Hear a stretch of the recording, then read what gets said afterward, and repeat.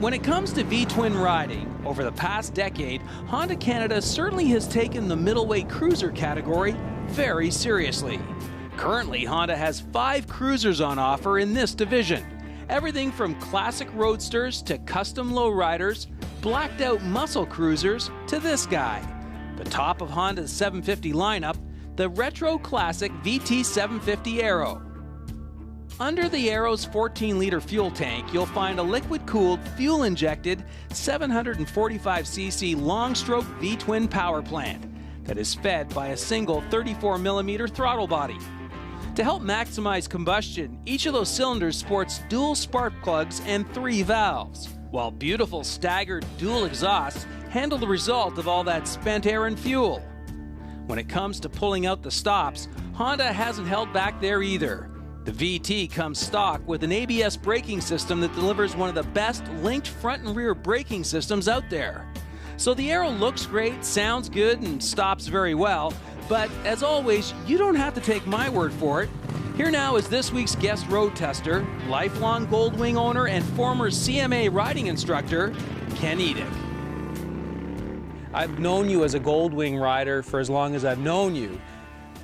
Have you ridden many cruisers lately? Got to be honest with you, it's my first cruiser ride of any significant riding experience, and I loved it. I had a complete attitude change about how I ride. Number one, I was sitting so low I felt in the bike as opposed to on it. Yeah. And I've ridden multi-cylinder bikes of 4 cylinders and 6 cylinders for so long. I was a little apprehensive with a twin. Yeah.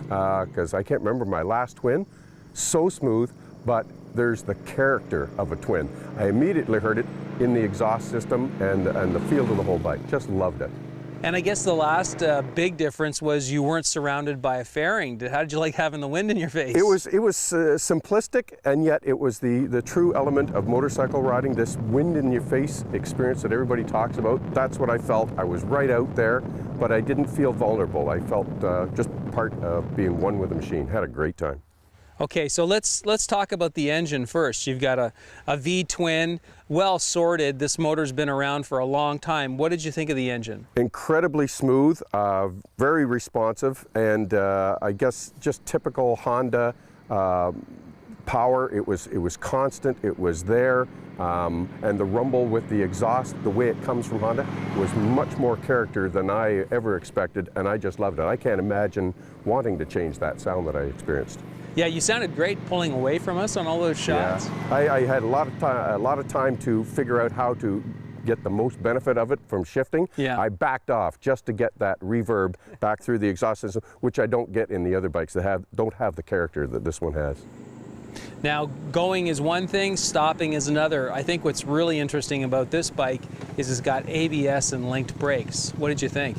The link brake I'm sort of used to. It's something a lot of people still aren't, but I've been riding link braking for quite some time and I love it. I wasn't in a feel of rush. Mm-hmm. I wanted to be much more mellow riding the bike. Very solid braking for what this bike gives you. It's just that whole attitude of slowing things down and really enjoying the ride.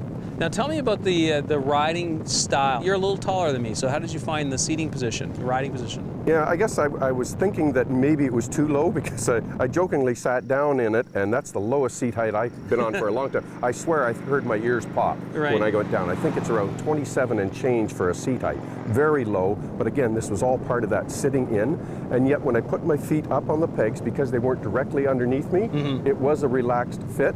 The handlebar placement was so with the whole package, and the ride that I got was what amazed me. It was firm yet compliant. It didn't jostle me around, but it wasn't sport bike firm, but I had a good feel for the road. Finally, you know, bikes like this are all about chrome. You know, I think half the fun of owning one is polishing it on Saturday morning. So chrome and paint. What did you think of the presentation? Unfortunately, right here with the cloud cover we've got, we're not really getting the benefit of this jeweled paint that Honda has, and they've done some fantastic work on it. This red is really, really alive. The sun came out for a little bit on the ride this morning, but yeah, like you said, the chrome display as you see it is absolutely phenomenal, but it is a beautiful looking machine with the chrome enhancements that they did all over the engine and the exhaust.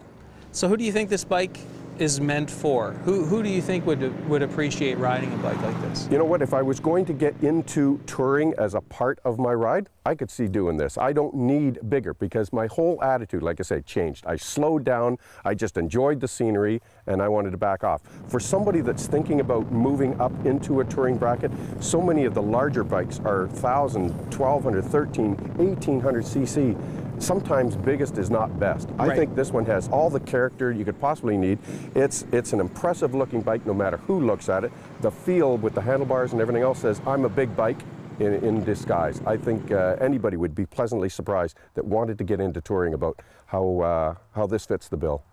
Well, Ken, you've done a great job for us today. I got to say, it was a lot of fun listening to you blap, blap, blap down the road. It was a blast. Yeah, I said, oh, that's another thing I developed right away. I've now got the twitch for blipping the throttle. Never had that before. That's standard equipment. Nice work. Had a great time.